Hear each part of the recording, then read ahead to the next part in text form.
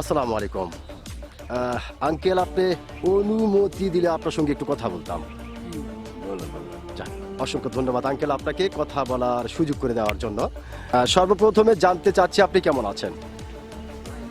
ভালো আছেন, আলহামদুলিল্লাহ। যে আল্লাহ পাক আপনাকে ভালো রেখেছে। তো আঙ্কেল, আপনার নামটা জানতে পারি?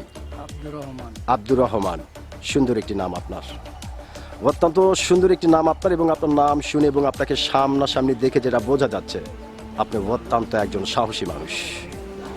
এটা কিন্তু আপনাকে দেখেই বোঝা যাচ্ছে। তো আঙ্কেল, যেহেতু আপনি বাংলাদেশের একজন সচেতন মানুষ এবং একজন সাহসী মানুষ, সেই ক্ষেত্রে এই বিষয়টি আপনার কাছ থেকে জানতে চাচ্ছি যে আমাদের বাংলাদেশে একটি নির্বাচন হতে চলেছে। জানেন তো যে একটি নির্বাচন হতে চলেছে।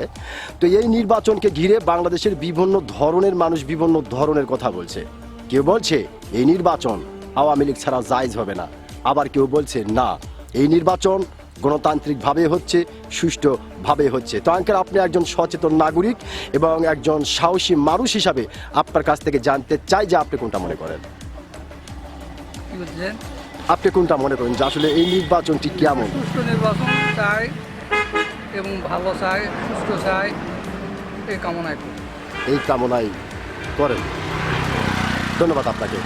খুব গুরুত্বপূর্ণ একটি কথা আপনি বলেছেন, অত্যন্ত গুরুত্বপূর্ণ একটি কথা আপনি বলেছেন। আপনি বলেছেন যে নির্বাচনটি আমরা সুষ্ঠু চাই, সুষ্ঠু চাই।